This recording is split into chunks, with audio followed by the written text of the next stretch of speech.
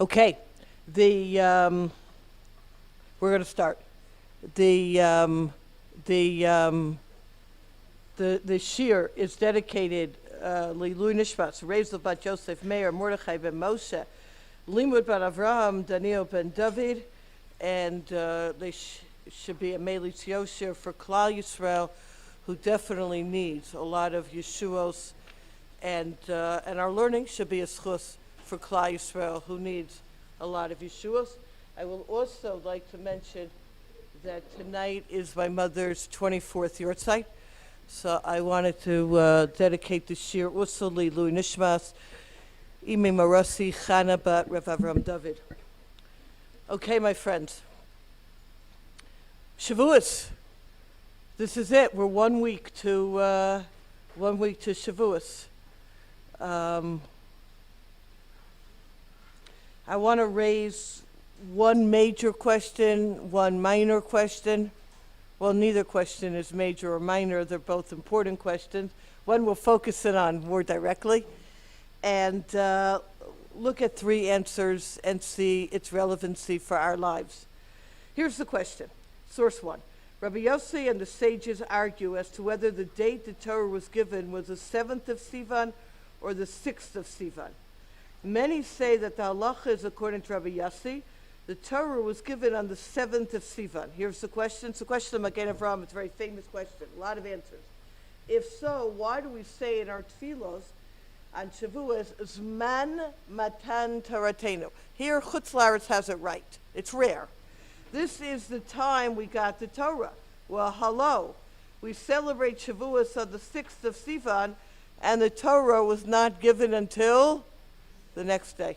That is our overarching question. Now, I will say there are many answers. One of them is the Bet Melech. You see, by Pesach it says, Be'etzem hayom hazeh utzi Hashem et bnei Yisrael me'eretz Yisrael in source 2. On this very day, Hashem took us out. Pesach, the day was important. Shavuot, it's about the month.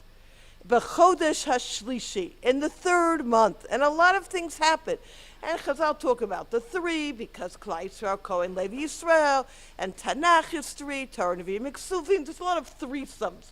Moshe's the third in his family. So what's not really important is the day, but the month. So Zman Matan Toratenu, it doesn't say Yom Matan Toratenu, it says Zman Matan Toratenu. So it's not really a question. If that were the only answer, my friends, it would not be worth the traffic that I got to come down here. So we are going to struggle through three more answers, and I want to raise the second question. And the second question, again, is found in source number 1. So we can even ask an even more fundamental question. Why do we celebrate Shavuot at all as the day of the giving of Torah? Even according to opinion, the Torah was given on the 6th of Sivan. Since that giving was subsequently rescinded and nullified, the Torah was not actually received until Yom Kippur. So what is Shavuot celebrating? Luchos that were broken, the Torah that was given but then was rescinded, so to speak? Like, what is Shavuot all about? Because the Torah that we got isn't the Torah that was received. That was very well stated. Would you like to continue? No, not yet. We'll get there. What's going on here? So I'd like to look at three ideas and see the relevancy for our lives. Idea number 1 is based on Rabbi Bernstein's Sefer, beautiful Sefer on Shavuot from Emanuel Bernstein, The Call of Sinai. And he brings the answer to the Beis HaLevi. The Beis HaLevi refers to a very famous episode we are all familiar with called the Tanur Shel Achnoi. Just as a background, we're in source 3a. There are questions about laws of Tuma and Tara, purity and impurity. And if a vessel's made of clay, it can receive impurity. If it's made of dirt, it can't. Well, that's easy enough. Here's the problem. What if it's made of both? And that was the debate that came in front of the rabbis. Is it pure or is it impure? And Rabbi Eliezer advanced all the arguments in the world to support his opinion. And the sages said, we don't care. And Rabbi Eliezer was very strong. And he says, if my opinion is right, the carob tree will prove it. And the carob tree was uprooted 100 cubits from its place. And the rabbis say, we don't care. Let the water prove it. And then the walls of the Beis Medrash came in. And then here's the punchline. He then said in 3b, if the halacha is like me, let them prove it from heaven. A heavenly voice, a bas called, issued forth and said, why do you take issue with Rabbi Eliezer, whom the halacha follows in all places? Rabbi Yeshua stood up on his feet and said that famous sentence, Lo b'shamayim hi, it's not in heaven. Oh my gosh, there is so much written on this Gemara. What is the meaning of it's not in heaven? Rabbi Yitzchak said, for the Torah has already been given from Sinai. We do not pay any attention to a baskol. For you, God, have already written in the Torah at Mount Sinai. The matter shall be inclined toward the majority. And again, the end of 4, the Rambam says, God has not allowed us to learn from prophets, rather only from chachamim, men of reasoning and knowledge. Flipping the page, the Chasam Sofer explains, according to this approach, the principle of lo b'shamayim hi exists as a means to protect the halacha. If a heavenly voice were admissible as a basis for halachic ruling, it could lead to a breakdown of effective halachic education. For any person could simply say, his ruling is based on a heavenly voice. And then what would happen to halacha? There's a very beautiful piece that Rav Moshe Feinstein Zatzal has in Igros Moshe. He says, and Igros Moshe is Rav Moshe's responsa, the Shailos and Tshuvos. He says in source 6, it's only natural, he writes, for a Torah scholar to be apprehensive that he may err in any given ruling, especially since it's understood that each subsequent generation is of lesser stature than the ones that preceded it. However, it's incorrect for him to decline to rule based on that concern. The Torah has been given for all generation, which means that by definition, there must exist a criterion whereby the Torah scholars of each generation are qualified to rule. Therefore, having mastered the relevant sources and accompanied by the fear of heaven, you need to have a Masorah. You need to be a Talmid Chacham. You need to have Yirah Shamayim. It's not anybody, right? The scholar should engage himself in the question, issue ruling that he feels is correct. And while it is possible that his ruling is an error, the Torah is not in heaven, and he has acted properly to delivering the answer which he believes to be correct. That's very important. I might not be right, but I'm doing what? The best I can with the authority that's vested in me. And he explains that's the idea that when Moshe Rabbeinu went up to Shamayim, he saw the Ribono Shalom making crowns on the letters. The crowns, he says, is the authority which has passed to the words and letters themselves. It's a sage's understanding of these words. Now, we call this today, say it. What did she say? Das Torah. Das Torah, the Torah authority, wherein the rabbis have the ability, and you see this today. Can you use an elevator on Shabbos?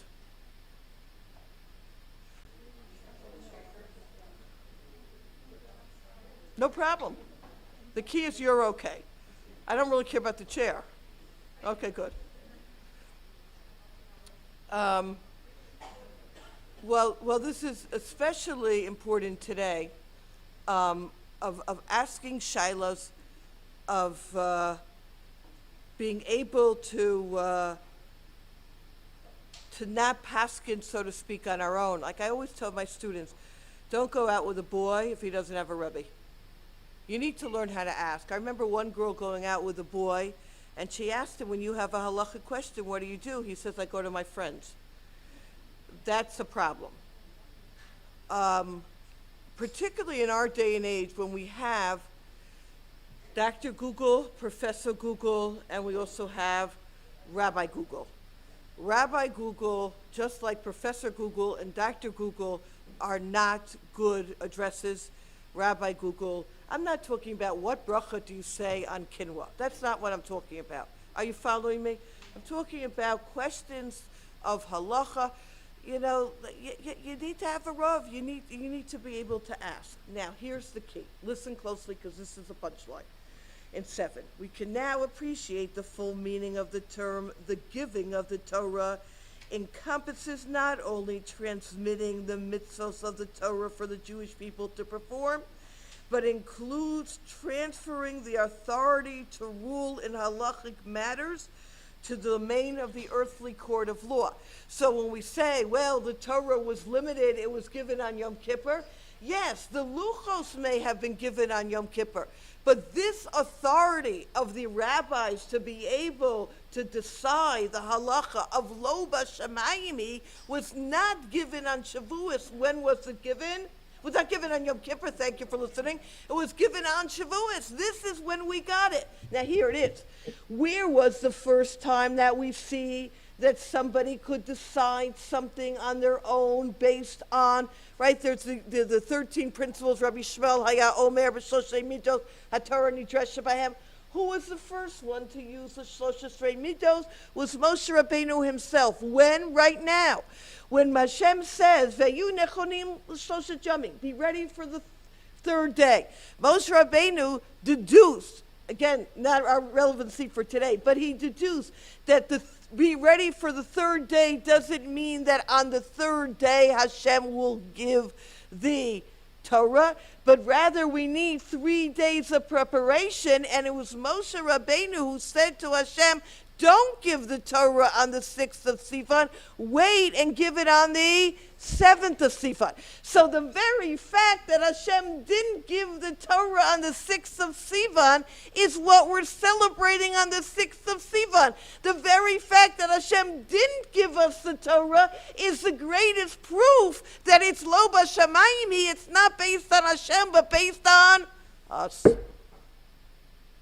And this in 8. So to this, the Beis Halevi replies, it's true in the end. Nothing happened on the 6th, and that's precisely why we refer to it as a time of the giving of the Torah.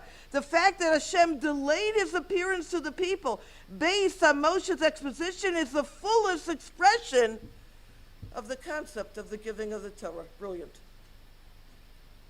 So what are we celebrating on the 6th of Sivan? We didn't get the Torah? Wrong! We got the greatest Torah possible. We got the Torah of lo b'shamayim, it's not in heaven.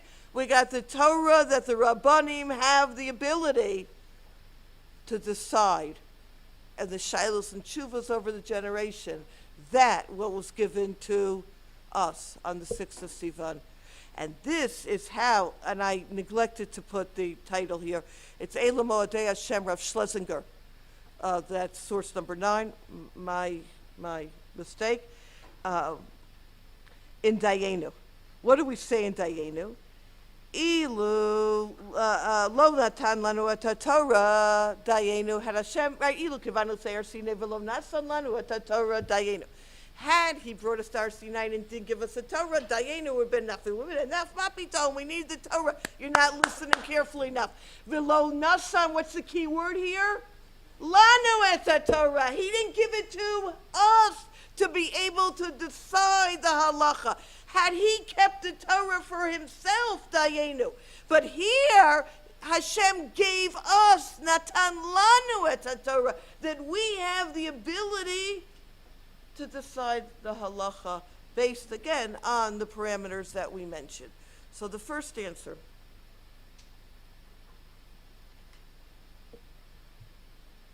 Of what happened on Vav Sivan? The greatest thing happened. Hashem gave us the greatest gift possible. He believed in us to be able to decide the halacha. He handed us the greatest gift called I trust you. I'm giving you the tools, the Masorah, the Yira Shamayim, and now it's in your hands, which we have ad hayom hazeh, every time we ask our Das Torah. And again, I'm not going into the whole idea of Das Torah, but we know that you can't go Das Torah shopping, right? To ask, doctors, you get second opinions and third opinions, so you get the opinion you want. In Das Torah, you have one Rav, you ask them the questions, sometimes you'll have chumras, sometimes you'll have kulos, and by the end of your life, it should what? Even itself out. Okay, that's idea 1. Idea number 2. Shvile Pinchas quotes the Kedushas Levi. And he says, nevertheless, Hashem, source 10, Hashem's directive, let them be ready for the third day.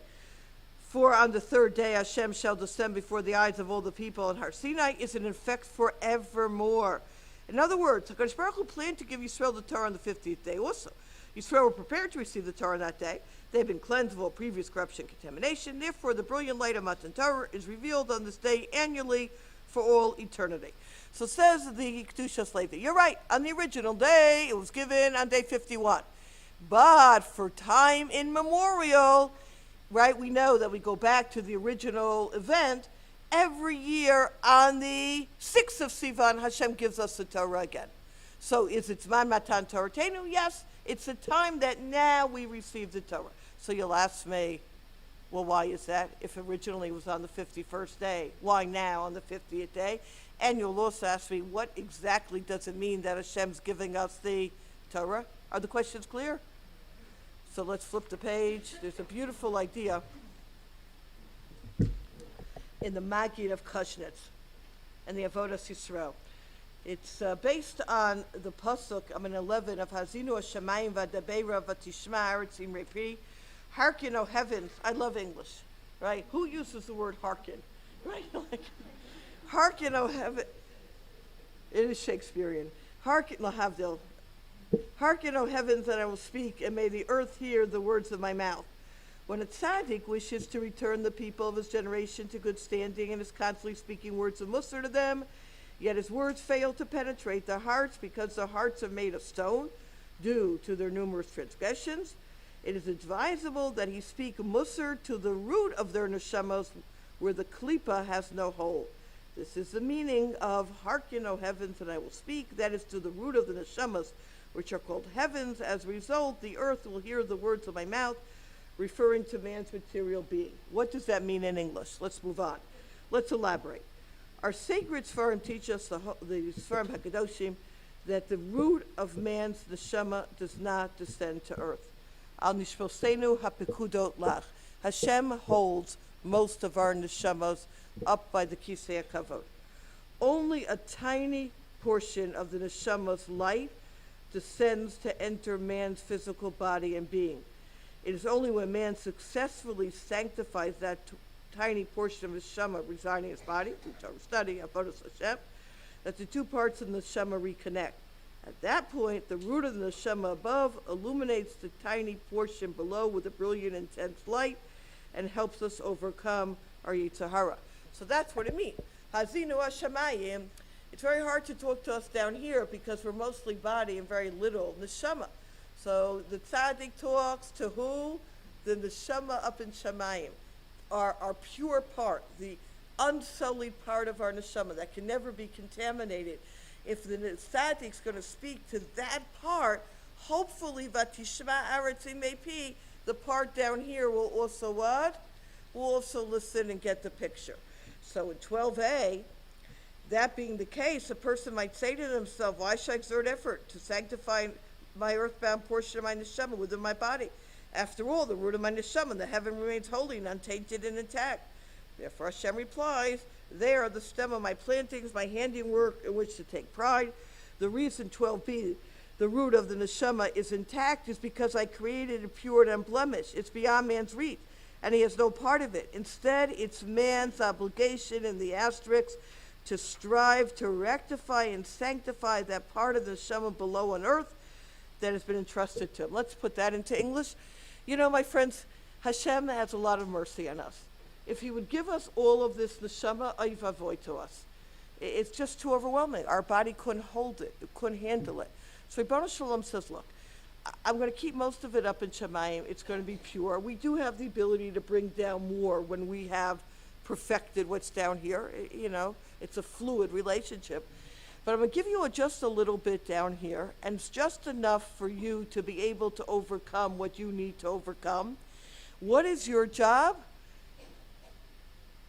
Nurture it, develop it, keep it pure.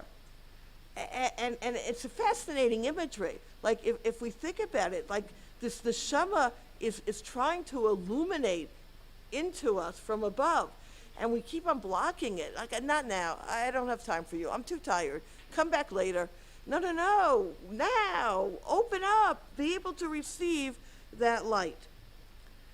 So if we understand, and this is a little bit esoteric, I understand that, but that's the world I like to be in. If we understand that there are two parts to every person, there's the neshama above, and it's a good time, Erev Shavuot, to get to meet it, and there's the neshama within us. Now we can appreciate, says the Shvile Pinchas, what the Kedushas Levi means. The original time of Mamad Har Sinai, there was two receivings of the Torah. On the 6th of Sivan, which part of us received the Torah? Very good, the neshama above. Because the neshama above is ready, it's pure. The body below needed what? That extra day.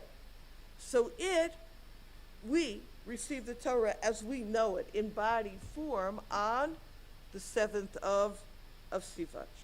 Now, moving to the next page. That's exactly it. That's why it is an eternal day, because the neshamas that receive the luchos never lost it, because they never are open to sin. So when we say we're doing the second luchos break, yes, but to a certain degree, no, because that first receiving is still valid for the neshamas above. Excellent. 15. We now have cause to rejoice. We have successfully shed some light on the profound words of Kedushas Levi. Established the festival of Shavuot, Matan Torah, on the 50th day of Sivan, 50th day of Omer, 6th of Sivan, 3rd day of preparation. For on that day he gave the root neshamas of Israel the Torah, even though he didn't actually give the Torah to Israel down on earth till the next day of 7th of Sivan. This is why we call Chag HaShavuot Matan Torah. For our main cause for celebration and joy is that the roots of our neshamas were privileged to receive the Torah in the heavens above, and those root neshamas still receive the Torah every year on the 6th of Sivan. Work with me. This explains a pasuk in Veschanan. Pasuk in Veschanan says, I'm in the second paragraph of 15 by the arrow. These words Hashem spoke to your entire congregation on the mountain, from the midst of the fire, the cloud, and the fog. A powerful voice, kol gadol. I don't know why it says kol rav. I think it's kol gadol. It is kol gadol? Yeah, that's what I'm going to say. Velo yosef. Oh, that's Rashi. It's kol rav velo pasad. Kol gadol velo. I'm getting there. Kol gadol velo yosef. A great voice that did not. Rashi interprets it, kol rav v'lo pasuk, a powerful voice that never ceases. Well, hold on a second. If the Torah is a powerful voice that never ceases, which means that Hashem is still teaching us Torah, which is why we say the Taz says in our Birkas HaTorah, Baruch Atah Hashem, no Sein HaTorah, present tense. Well, where exactly are we receiving the Torah? So here's the key. Every day, throughout our day, Hashem's voice is teaching Torah to our neshamas in heaven. When we get an insight in Torah, when we have a depth of understanding, it's really our neshama that is receiving this insight from that conversation that we don't hear, but we may experience. That, my friends, explains. Yeah.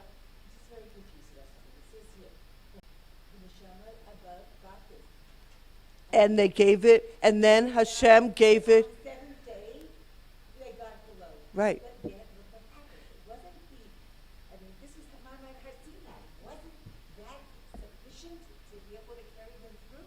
No, that's what we're saying. I know. That the neshama is so sublime, so high, but it's filtered down into a small filter. So they could help. Nine. Okay. They were Rav Wusser. I will say is Hashem gives every generation the challenges that they need. Rivka, you want to add?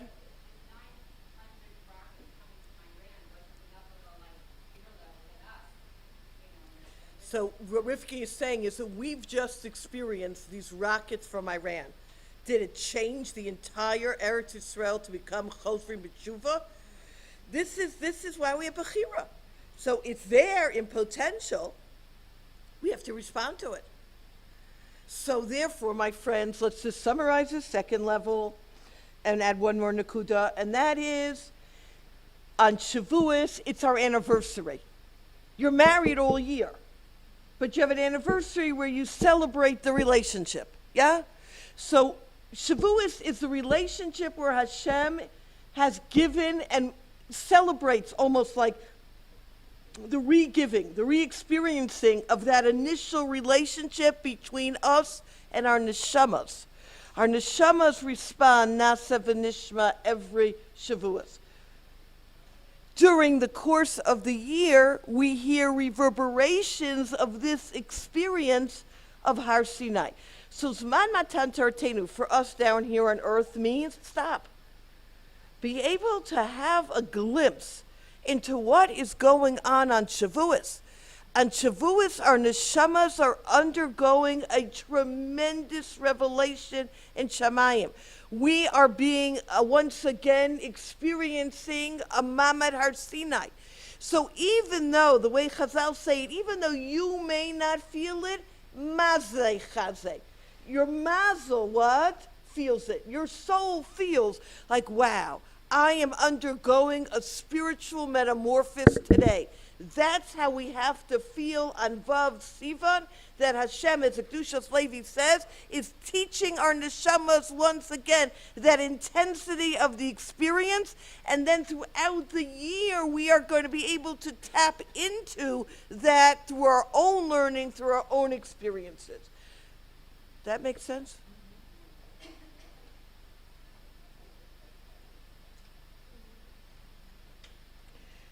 Now, I want to take this just one step further. What this really means is that every Jew is pure.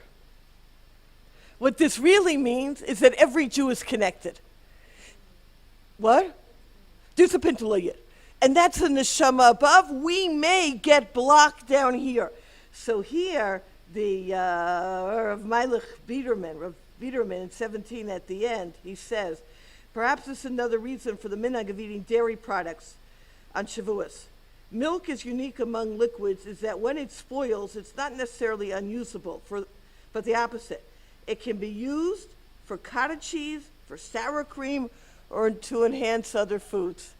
After Kabbalah's Torah, there's no such concept as a yid who's spoiled, no longer worthy of deserving this gift. Person might stumble or even fall. But decision to change, he can recreate himself into something wonderful. So what did you learn today? Cottage cheese. How exactly did that work? I don't know, but you'll think about it. It's a beautiful idea. There's no such thing as a spoiled Jew. Every neshama is what? Every neshama is pure. Yes, ma'am.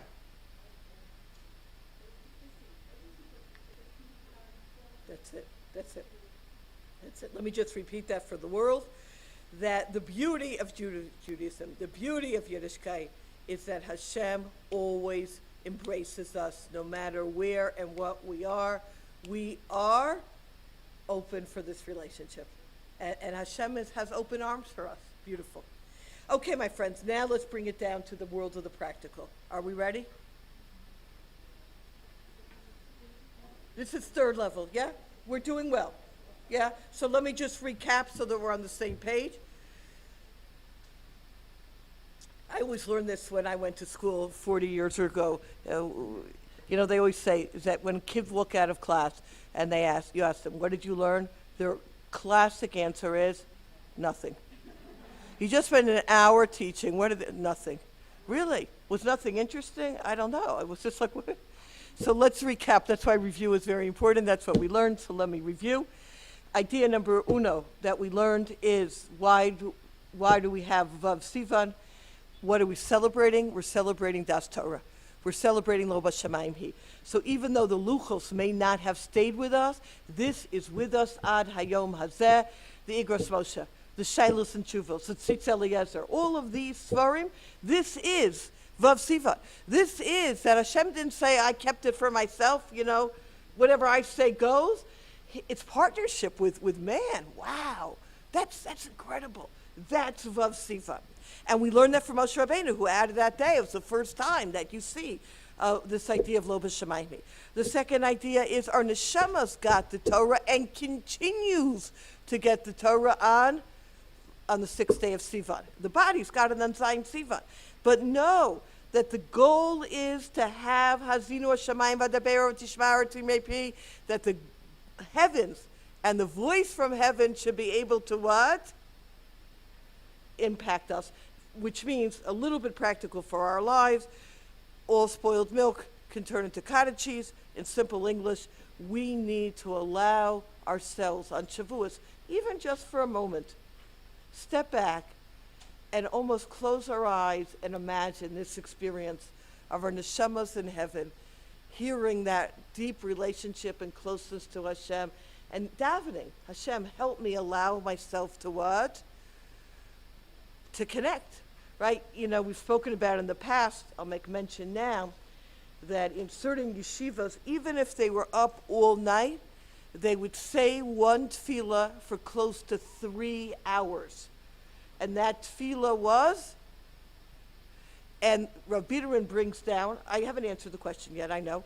Rav Biederman brings down that starting Friday, Rosh Chodesh Sivan, we should start saying this tefillah slowly, and that tefillah is Ava Rabbah. Ava Rabbah before Shema, because that is the tefillah of Shavuot, right? V'tein b'libeinu lahavinu lahaskil lishmo lilmod lame lishmor v'lasos l'kayim ekol divrei samutar techabe be'ahava. V'yarinenu b'sarasecha v'dabek libeinu b'sosecha v'yached l'avenu li'ava. Got the picture. Third level, source 18. This is from a sefer called Why We Celebrate, which are different essays from very, very great contemporary Rabbanim on Pesach, Shira, Somer, and Shavuot. So this is an essay by Rav Zev Lev Shlita on Pesach, on whatever holiday we're up to, Shavuot, yeah, that holiday. When your son will ask you in the future, this is Pesach, what are the testimonies and statutes and judgments that Hashem God has commanded you? You should tell your son, we were slaves to Parah Mitzrayim, and God took us out of Mitzrayim with a strong hand, and God commands to do all these statutes for our good all the days, and to give us life as this day. The Ibn Ezra says the son is not questioning what the mitzvahs are.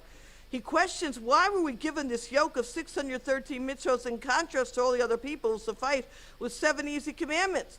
The answer is, if God benefited us with redemption from Egypt, we should trust that the reason in the bracket he gave us the mitzvahs in 18 is for our good, not for his benefit. That benefit, although predominantly in the world to come, also gives us life in this world, right? Rabbi Charanya Menakashia, Ratzak Kodesh Baruch Hu, Zakar Yisrael, good.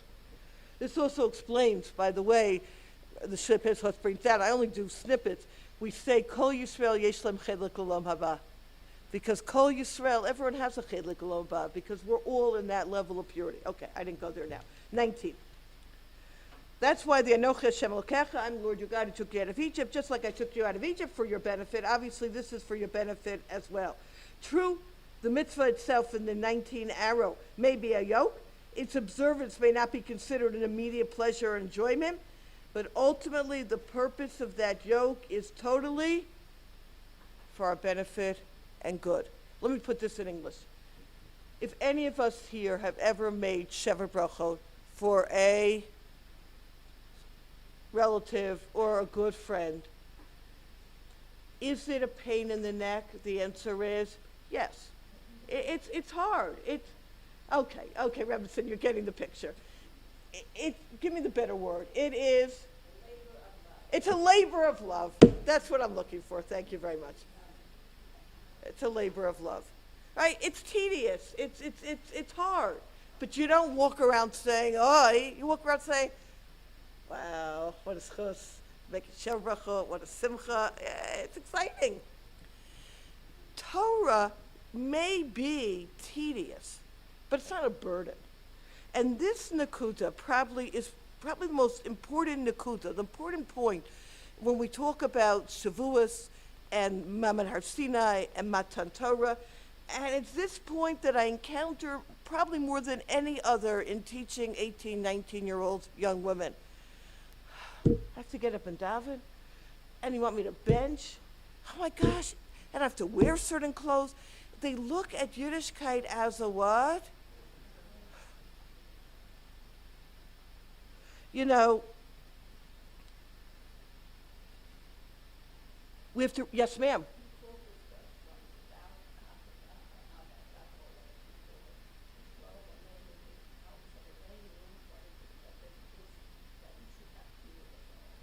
Thank you very much. I have no recollection of this. But Brenda told us we learn in Ava Rabbah that when we talk about the ol, the burden, that we don't look at it as a burden, we look at it as a pleasure. Okay. Now, this, listen closely, is Gavaldik in 21. This explains the nation's mistake. This was the mistake of the nations of the world who, when offered the Torah, asked what it contained. Hashem informed the children of Esav that it contained the prohibition of murder. They questioned why this did not conflict with the blessing and refrain from Yitzchak Avinu, Acharachat. Hashem leaves them and goes on to the next nation. Why did Hashem answer their question and explain to them there was no conflict? Why did he tell them that living by a sword is not murder, but rather they were mercenaries in time of war? Why didn't he just leave them abruptly and go on to the next nation? And the asterisk, here's the key. Perhaps the answer lies in the response of the nation to God's offer. When one asks someone to do him a favor, he must respond, or he can respond, by first asking what it is before committing himself to comply. When one offers someone a present, the recipient doesn't need to ask what it is. He receives it graciously and later discovers what it is. From the nation's perspective, God was asking them for something, and so they asked what it was. This disqualified them from receiving the Torah. Only the Jewish people understood that God was offering them a benefit. He was giving them a present. That's why we call it Zman. What's the next word? Matan Toratenu. It's a matana. It's a gift. And this is a famous mashal, the Dubna Magid. We're all very familiar with this mashal, where there are many different versions, where a fellow says, could you bring my suitcase up, 6 flights, and the porter is huffing and puffing and knocks on the door, and the guy from behind the door, without even opening the door, says, you have the wrong suitcase. He says, you haven't even looked at it. He says, my suitcase is light, you wouldn't be huffing and puffing. If you think Yiddishkeit is huffing and puffing, you have the wrong Judaism. 22, Hashem tells us that the mitzvahs are a burden. If the mitzvahs are a burden and toil, they must not be his, because his mitzvahs are relatively easy to keep, because they're for our ultimate good. According to the Rechaim HaKadosh, this is the meaning of Bilam's prophecy, V'lo ra'a amal b'Yisrael. God does not see effort and bother among the Jewish people. He does not sense that we consider the Torah mitzvahs a burden and bother, but an opportunity. It's like a treasure map that instructs one to travel far and dig deep to find a treasure. Although following the map demands effort and expense, the ultimate treasure makes the map an opportunity and benefit, not a liability. And this will explain some of the minhagim of Shavuot. First of all, there's an Inyan 24 to have a Suda on Shavuot. Second, there's an idea of bringing flowers and greenery into the house and shuls on Shavuot that enhances the day, right? These beautiful plants. Perhaps the obligation to enjoy Shavuot physically is more intense than all the other Amim Tovim, so we add to the pleasure of sight and smell to emphasize that Torah benefits all aspects of man's existence. We read Megillus Rut, which relates how Rut accepted Torah voluntarily, recognizing the great opportunity provided. We eat milk products because milk is the food that nurtures life at its inception. The Torah is the very foundation of life. Now, here's the punchline. That's very nice. Okay, I got it, Smiles. What does this have to do with what? The dates, thank you. I'm glad you're with me. You passed the test today. The dates, 6th of Sivan, 7th of Sivan. Remember our original question? Like, what is going on here? So here's the mashal. I'm in 25. Imagine you have a wedding. Everything's intact. You have the photographer and that's all that counts really, and the videographer and the food and you have everything's ready. 2 days before the wedding, the cousin calls. My flight was canceled. Could you push off the wedding a day or two? What do you tell the cousin? Go fly. That was exactly the right answer. You're just going to have to wing it. We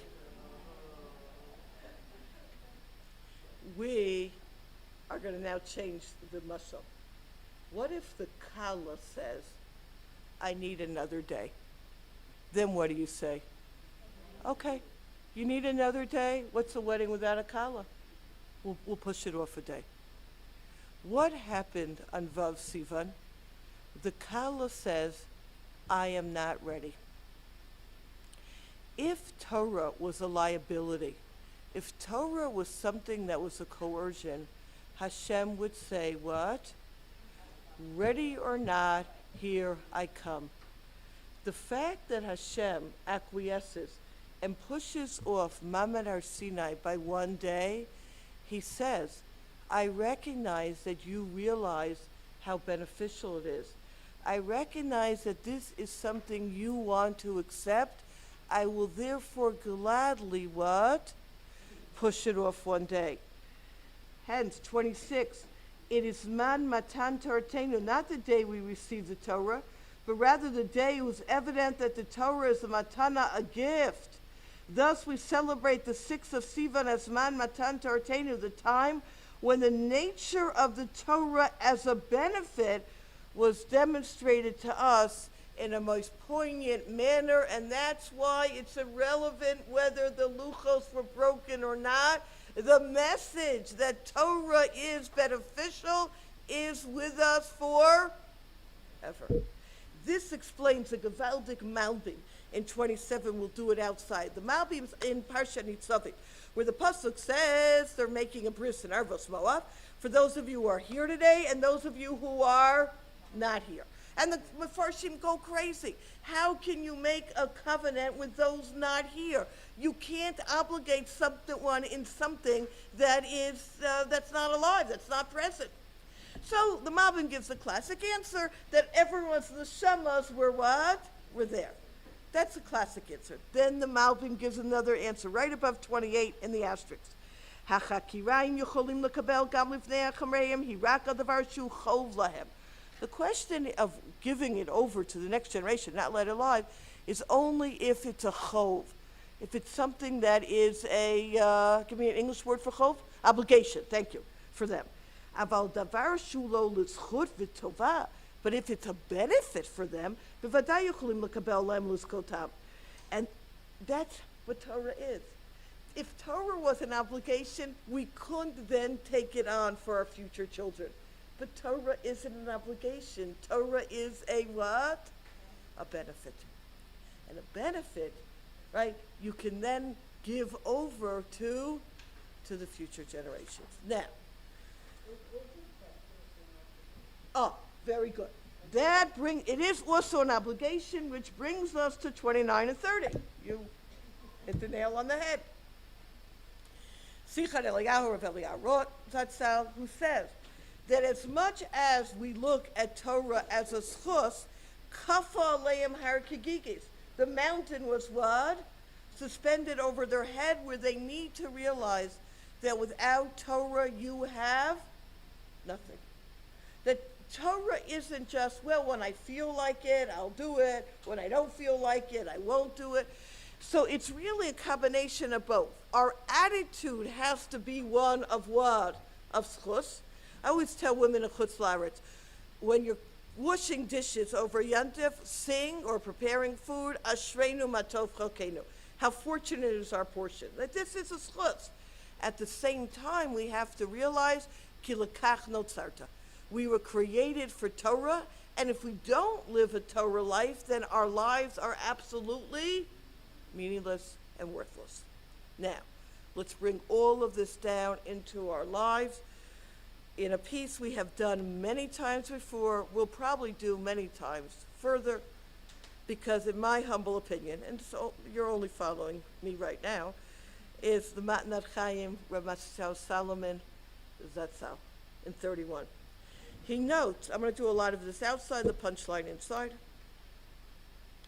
He notes that Chazal liken Shavuot to a day of judgment. We see this when the Gemara says that Ezra HaSofer established to read Parshas B'chukosai, the blessing and the curses, 2 weeks before Shavuot, similar to Parshat Kitavo before Rosh Hashanah, which also has the what?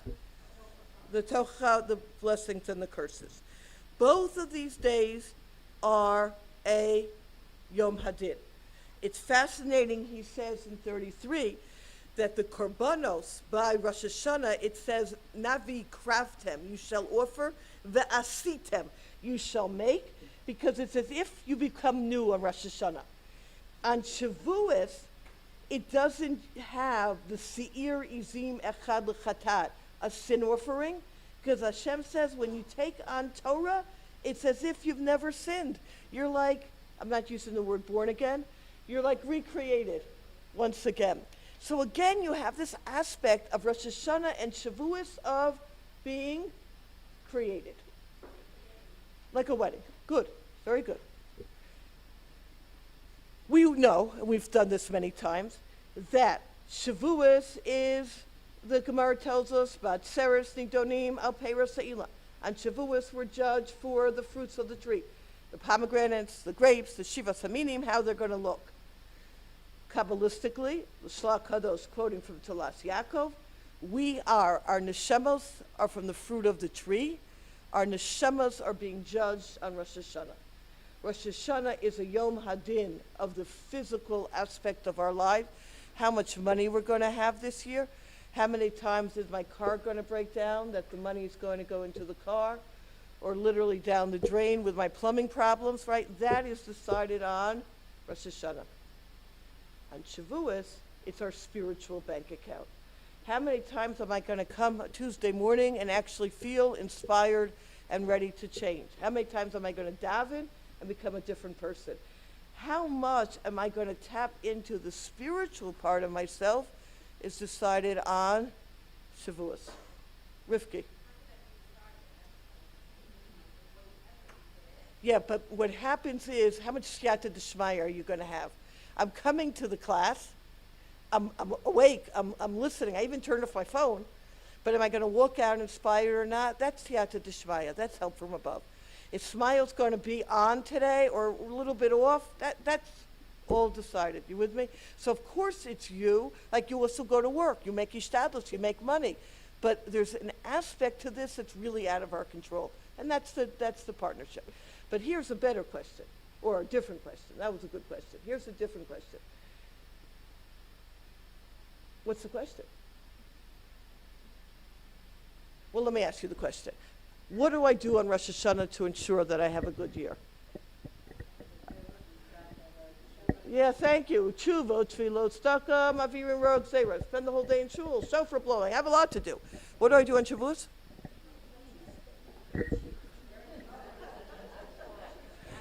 Learning Torah is a minhag Yisrael. Some people do, some people don't. Men do, men don't. Women do, women don't. Shul, everyone's in shul, everyone's here in Tkiyah Shofar. Not everyone eats cheesecake. You know, it's funny, last year, this had nothing to do with anything. I teach on Shabbos between, I have the wrong dates again, Pesach and Shavuos. I do a series in Ramat Beit Shemesh for women. We have a B'chastei Hashem, a large crowd, 150 women or so, give or take 100. And last year I got up 2 weeks before Shavuot and I made some off-the-cuff remark. You know, I make off-the-cuff remark like, I don't make cheesecake, something like that. Like, cheesecake and I don't get along. That year I received over 5 cheesecakes. It was like, you know, the taste, so then my son-in-law was just, a chassan. So we allowed him to taste it. I know which one he likes. He's going to be biased for Yantif. I plan on calling up that one and saying, in a nice way, give me the recipe. And I'm hoping she's going to say, Don't worry, I'll make it for you. That's what I'm hoping. The conversation hasn't yet happened. Well, it's just daven. That's gonna. Yes. Yeah, Chinami, I agree with you there. No, the difference is, Rivka, is what am I doing on Shavuos itself? So that's what I want to know. So that's what I want to know. So that's what I want to get you right now. Ready? Okay, ready? Yes, ma'am.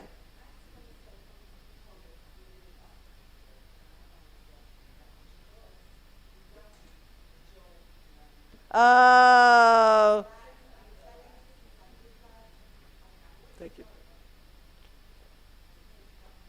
Okay, so now we're getting to the answer. Let's move toward this comment, and that is the following. There's one mitzvah of the day of Shavuos. Only one mitzvah. Cheesecake and learning and greenery and rules is all minhagim. Akdamos all minhagim. One mitzvah. And that mitzvah is to have a meal. A meal. On Shavuos, you need to have a suda, right? Everyone agrees, Shavuos, you need to have a meal. This is the greatest kindness Hashem did. Shavuos, and again, keep in mind, Shavuos has 49 days preparation from the Torah. Elul's from the rabbis. We're preparing. We're building up for Shavuos. Shavuos, Hashem says, I want to judge you in the best way possible. I'm building it for success. I'm going to look down and I'm going to see that you are rejoicing, that you're happy, that you're enjoying a meal.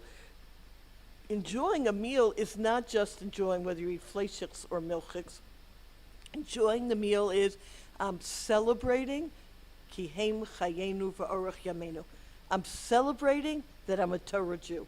I'm celebrating that I have Torah mitzvot. And that really is when they say, well, what's the mitzvah of the day? The real answer is every mitzvah we do on Shavuos, whether it's our davening, whether it's our brachos, whether modani, it doesn't matter what we do.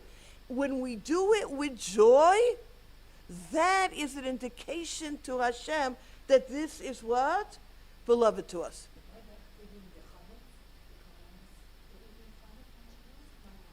We do. That's a whole separate shiur. I have it, but it's a whole separate shiur. It is. You have that gaiva of the chametz that you want to be in Eved Hashem. That's why you should know, Rav Pincus Hatzel says that Musaf on Shavuos has the same 8 ratzon, same time of favor as the Iyar on Yom Kippur. Because this is about connection. It's about coming close to the Rebbeinu Shalom.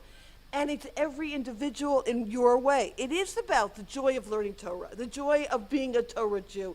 It's everyone's way of personal expression to say to Hashem, this is beloved to me. When Hashem sees that this is beloved to you, then this is indeed the what? This is the Kabbalah Satorah. This is what it's about. Important, the back of the next page, to recognize that what blocks us from really being able to live this type of Torah life that we dream of on Shavuos is the fact that our midos get in the way. I really want to serve you, Hashem, but I just can't get out of bed in the morning. I really want to bench, but you know what? It's such a schlep. That's why the 49 days beforehand are really about what? Working on your midos. That's why we have Pirkei Avos. That if I work on my midos, my gaiva, my kina, my taiva, all of these things, that will take away the blockage from our relationship with Hashem. Let's summarize these 3, and I want to end with one final idea. Idea number 1, Vav Sivan. What is Vav Sivan about? It's about Das Torah. It's about partnership. It's about Ilun Lo Nasan Lanu et Torah, but He gave us the Torah. And that is something that's eternal. Idea number 2 is our neshamas get the Torah. Our neshamas say Nasa v'nishma. We have to tap into that, and that is eternal. Idea number 3 is Zman Matan Toratenu. It's a matana. It's the time that the Kala says to the chassan, you know what? I need a little bit more time, because this is something I want.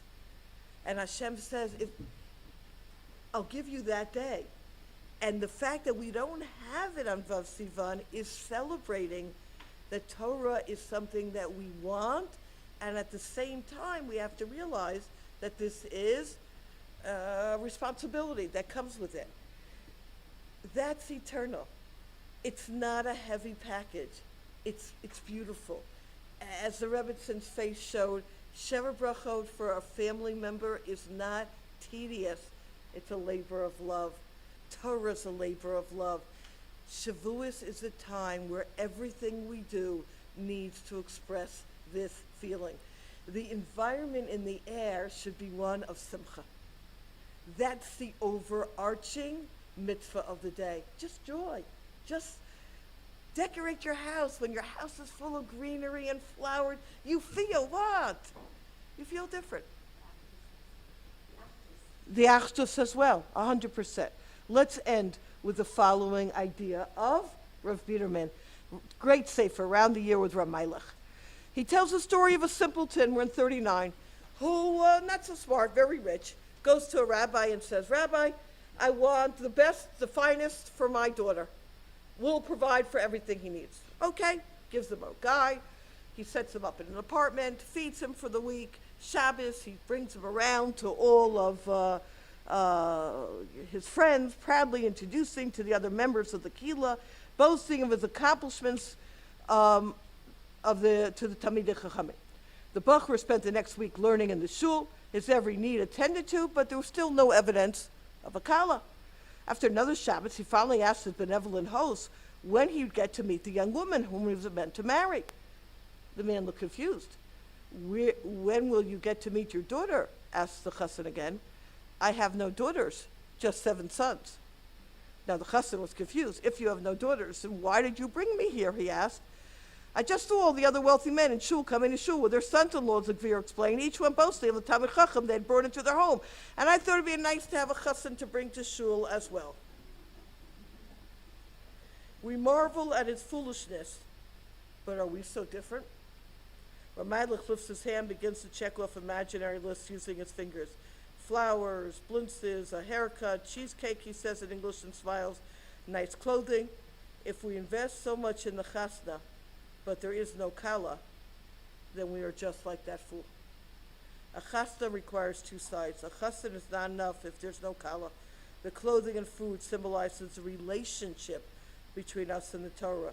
And only when 2 parties are coming together is that celebration in place. These are the days to prepare to make sure that the Kala, the Torah itself, will have a chassan ready to greet and cherish her, to be involved in just the outer trappings without feeling that desire to actually connect, to actually have a relationship with Ribono Shalom, have a relationship with Torah.